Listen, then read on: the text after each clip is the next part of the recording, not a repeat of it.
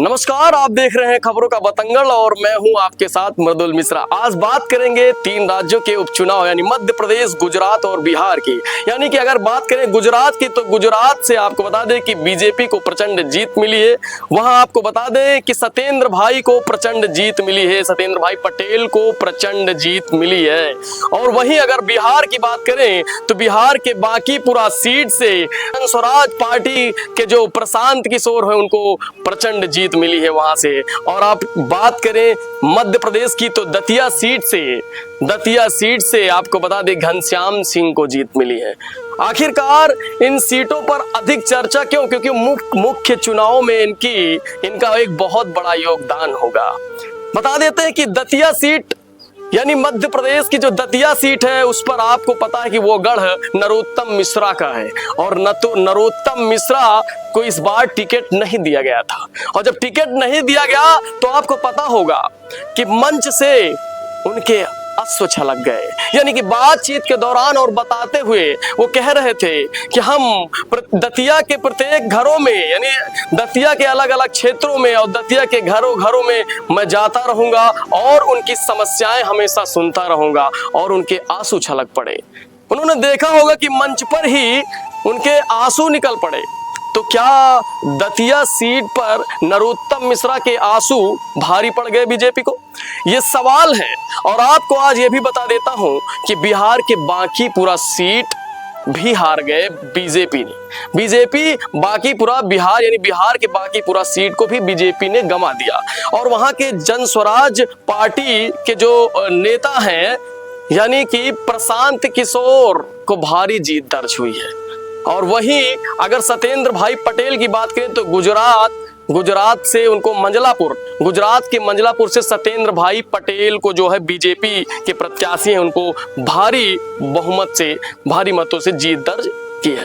इसीलिए कहा जाता है कि जो जनादेश होता है ना वो सबके लिए बहुत जरूरी होता है। पार्टी कोई भी पार्टी हो लेकिन जनादेश मानना सबको जरूरी होता है। आप सोचिए कि बिहार के जो बांकीपुरा सीट है उसमें बीजेपी अपनी पूरी ताकत के साथ लड़ी। भारतीय जनता पार्टी के जो राष्ट्रीय अध्यक्ष नितिन नवीन है उनका गढ़ है। क्या ये बात पहले से पता थी क्या? ये बात जानते थे क्या? या फिर और पार्टी में जो भी समीक्षाएं हो रही हैं क्या उस समीक्षा के दौरान ये जानकारी थी कि वहां से इस बार हार का सामना करना पड़ सकता है? और बांकीपुरा सीट ये बताता है आज के युवाओं को। मैं बता देता हूं जो नए युवा हैं जो बहुत बड़ी बड़ी पार्टियां बना रहे हैं, जैसे कि आपने इस वक्त देखा कि जंतर मंतर पर कॉकरोच पार्टी जो बनी हुई है, कॉकरोच जनता पार्टी। अब आप सोचिए बांकीपुरा सीट से सबको सीखने की जरूरत है कि सीट किसी की बपौती नहीं होती, परंपरागत तरीके से नहीं चलाया जाता है। ठीक है, कभी भी चुनाव जो जनता का जनादेश होता है उसको सिरोधार करना जरूरी होता है। जब मीडिया यही सवाल कर रही थी और फिर वहीं बात करें सत्येंद्र भाई पटेल यानी गुजरात जो कि सीधा अगर बात करें प्रधानमंत्री जी का गढ़ है और वहां से सत्येंद्र भाई को फिलहाल प्रचंड जीत मिली है, सत्येंद्र भाई पटेल को प्रचंड जीत मिली है। लेकिन 3 उपचुनाव में बीजेपी को 2 जगह से हार का सामना करना पड़ा। और वहीं मध्य प्रदेश सीट बहुत अहम हो जाता है। मध्य प्रदेश का जो दतिया उपचुनाव सीट है यानी मध्य प्रदेश का जो दतिया सीट है वो अपने आप में बहुत अहम हो जाता है, मुख्य चुनाव के लिए सबसे ज्यादा अहम। अब उसमें बहुत सारे सब सवाल जो है प्रश्न अपने आप में खड़े होते हैं, बहुत सारे सवाल आते हैं मन में कि जब आप सोचिए कि मध्य प्रदेश के अंदर नरोत्तम मिश्रा को इससे पहले 2023 में जो सीट जब टिकट दिया गया तो उसमें भी लगभग अप्रॉक्स अगर देखा जाए तो इतने ही सीटों से उनको जो है हार का सामना इससे इधर उधर थोड़ा बहुत मतलब कि सीटों से हारना पड़ा था। नरोत्तम मिश्रा को इस बार वहां दतिया से सीट जो कि उनका गढ़ है, दतिया नरोत्तम मिश्रा का गढ़ है। और नरोत्तम मिश्रा जब आपको बता दें कि जिस समय मंच पर जो है वो आए थे और चुनाव के लिए लोगों से बातचीत हो रही थी, जिस समय वो जनता को संबोधित कर रहे थे उनके आंख से अश्रु छलक आए। अब क्या आपको बता दे ये आंसू बीजेपी को यानी कि भारतीय जनता पार्टी को क्या भारी पड़ रहे हैं? क्या भारी पड़ गया? उपचुनाव यानी कि दतिया उपचुनाव सीधे दतिया सीट से उनको हार देखनी पड़ गई।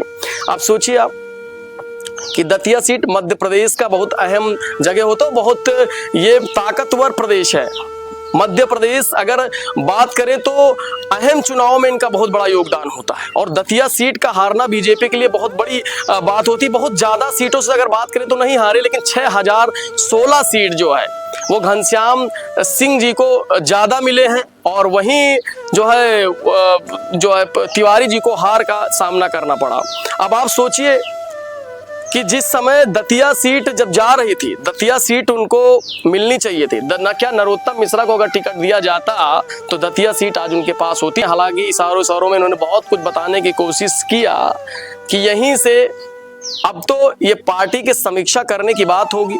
हाँ, पार्टी इसकी समीक्षा करेगी कि आखिरकार क्यों हारे।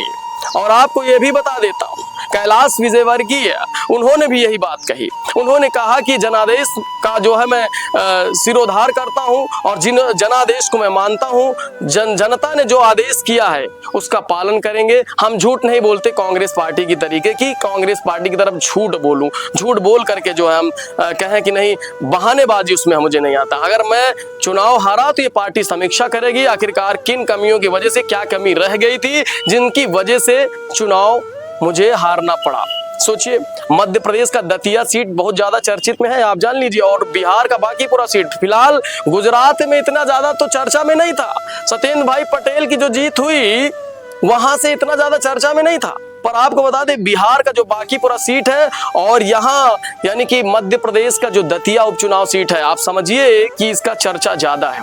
तो हम थोड़ा सा युवाओं को बताएंगे इस चुनाव से आपको क्या सीखने को मिला। इस चुनाव में जो अगर बिहार के बाकी भैया किसी की बपौती नहीं है, ये जो परंपरागत तरीके से चला आ रहा कि नहीं भाई वही चुनाव जीतती, बस एक ही पार्टी चुनाव जीतती है, या फिर किसी को कहने की बस वही कैंडिडेट अगर चुनाव लड़ेगा तो वही जीतेगा। आखिरकार जन स्वराज पार्टी ये जो दल है, जन स्वराज दल के जो नेता प्रशांत किशोर आखिरकार क्यों जीत गए, कैसे जीत गए, क्या वजह थी।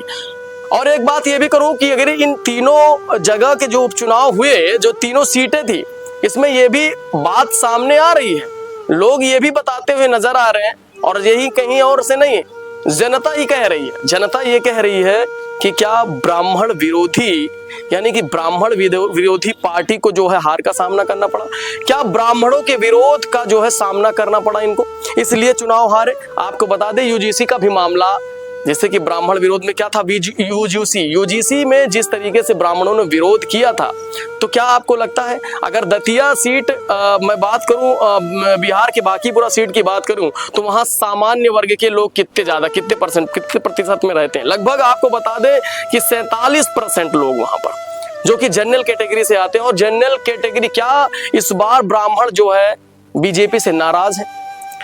क्या यूजीसी को लेकर के उनके मन में कोई बात चल रही है जिससे कि वो ना तो घर से निकले और ना ही मुझे वोट देना है, या फिर वोट देना है तो मुझे बीजेपी के अलावा किसी और पार्टी को वोट करना है?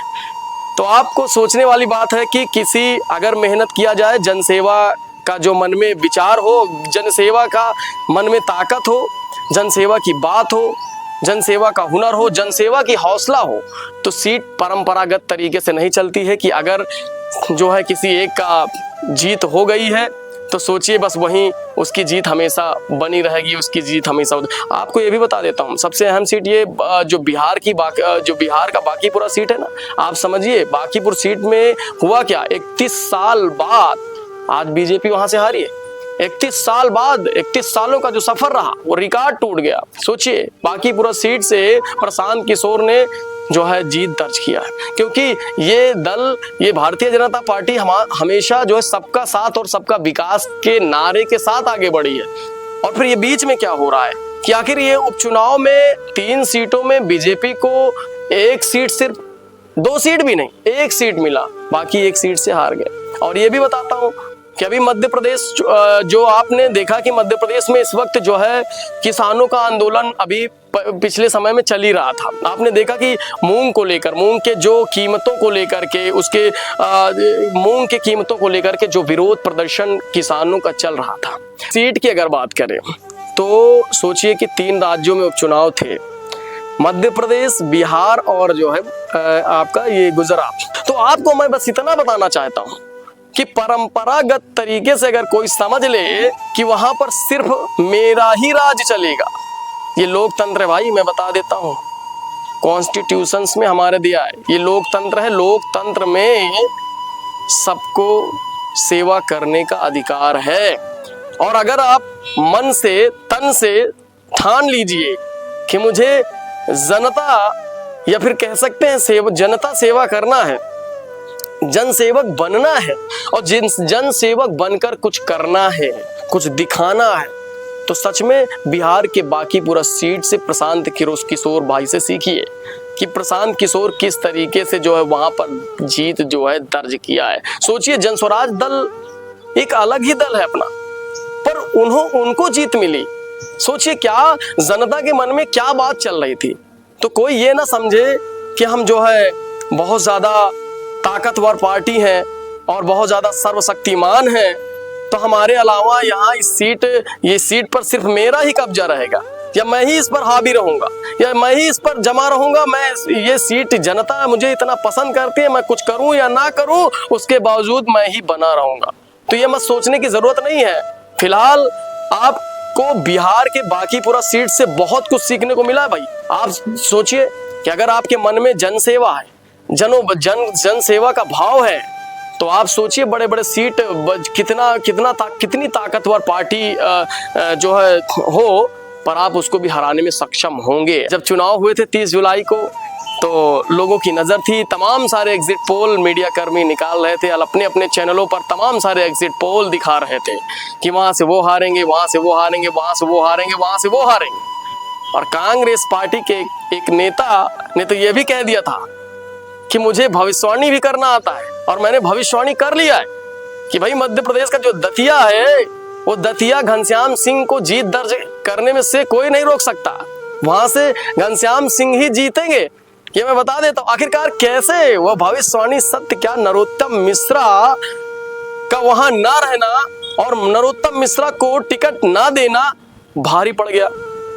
क्या नरोत्तम मिश्रा से पहले कोई बातचीत हो चुकी थी? क्या नरोत्तम मिश्रा ने किसी तरीके कोई बात किया था? क्या दतिया सीट का सबसे बड़ी हार की वजह है। और बता दें कि मध्य प्रदेश से राजनीति का एक बहुत बड़ा हब है, और मध्य प्रदेश आपको बता दें जैसे उत्तर प्रदेश है, वैसे मध्य प्रदेश से राजनीति का संचार होता है। तो आप समझ लीजिए कि अगर दतिया सीट जो है बीजेपी से निकल गई, यानी कि वहां पर कांग्रेस जो है अपना कब्जा जमा लिया है।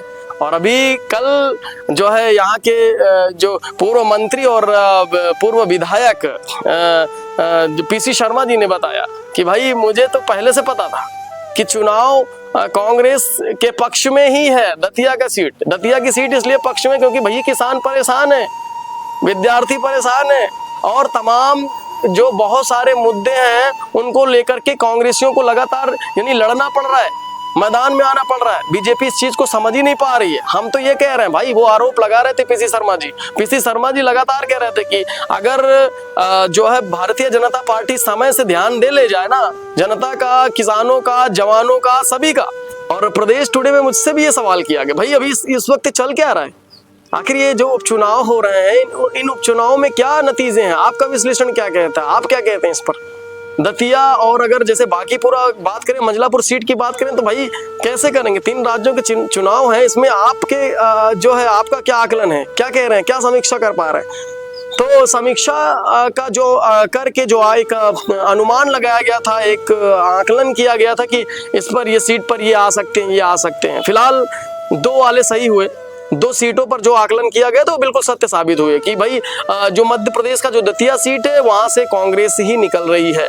और अगर बात करें बिहार की, तो बिहार थोड़ा संशय में था, फिर भी ये ज्यादातर जो पक्ष था, ज्यादातर पक्ष ये कहा जा रहा था कि किसी और के खाते में जाएगा वो, और ये प्रशांत किशोर को लोग ज्यादा कह रहे थे। और जनता किसी एक पार्टी को लेकर के बैठने वाली नहीं है। जनता को अगर लगेगा कि इस पार्टी को वोट दे करके हमारे समाज का विकास हो सकता है, हमारे आसपास का, हमारे देश का विकास हो सकता है, तो जनता उस पार्टी को लगातार चुनती रहेगी।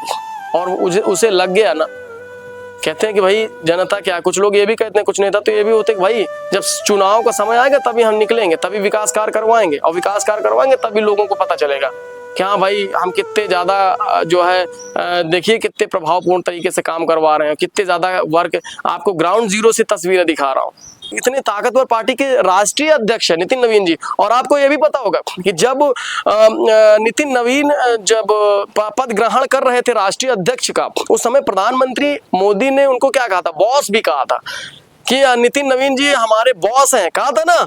कि क्या इस वक्त बीजेपी से ब्राह्मण नाराज चल रहे हैं? क्या ब्राह्मणों का इस पार्टी में कोई औचित्य नहीं रह गया है? क्या यूजीसी को लेकर के विरोध आज भारी पड़ रहा है? तभी तो उपचुनाव में जो परिणाम आ रहे हैं, जो नतीजे आ रहे हैं, वो साफ तौर पे बता रहे हैं कि क्या जो है बीजेपी पार्टी से सवर्ण नाराज चल रहे हैं क्या? आखिरकार ये हो क्या रहा है? आपको बता दें कि दतिया नरोत्तम मिश्रा का गढ़ है। मतलब एक घरों में, एक घर में उनकी अपनी एक अलग पहचान बन चुकी है। दतिया के अंदर नरोत्तम मिश्रा की अपनी एक अलग पहचान है। क्या इस बात को भारतीय जनता पार्टी नहीं समझ पा रही थी? ये समझ रही थी, पर उसके बावजूद भी वो कैंडिडेट्स बदलना चाहती थी। इस बार मौका किसी और को मिलना चाहिए। हिसाब से अगस्त का महीना चल रहा है और सावन मास का जो है पवित्र दिन चल रहा है। लोग मंदिरों में और शिव की आराधना कर रहे हैं, अलग अलग जगहों पर भीड़ रहे हैं। और कल आपको बता दें एक सबसे खास बात कि कल सोमवार था, यानी सोमवार को ही नतीजे आने थे और सोमवार को शिवालयों पर, यानी जो शंकर जी के स्थान थे, वहां पर भारी भीड़ भी थी। पर उन भीड़ के दरमियान मैंने कुछ लोगों को, ऐसे लोगों को भी देखा जो अपने मोबाइल फोन से चुनाव के नतीजों को सुन रहे थे, हाथ में जल, उसके बाद भी समस्याओं का हल ढूंढ रहे थे। अब आप सोचिए कि उपचुनाव के नतीजे को लेकर के इतनी ज्यादा बेसब्री से लोग इंतजार कर रहे थे। यही भोपाल की बात कर रहा हूँ। और भोपाल में जब मंदिरों की लाइन कतारों में खड़ा था, कतारों में मैं देख रहा था कि कुछ लोग अपने मोबाइल को लगातार देख रहे हैं, हाथ में जल है, समस्याओं का हल ढूंढ रहे थे। फिलहाल इस चुनाव से बहुत कुछ सीखने को मिला और फिलहाल फिर मिलेंगे एक नए वीडियो के साथ में और एक नए खबर के साथ में मिलेंगे, एक नई स्टोरी के साथ मिलेंगे। तब तक के लिए नमस्कार।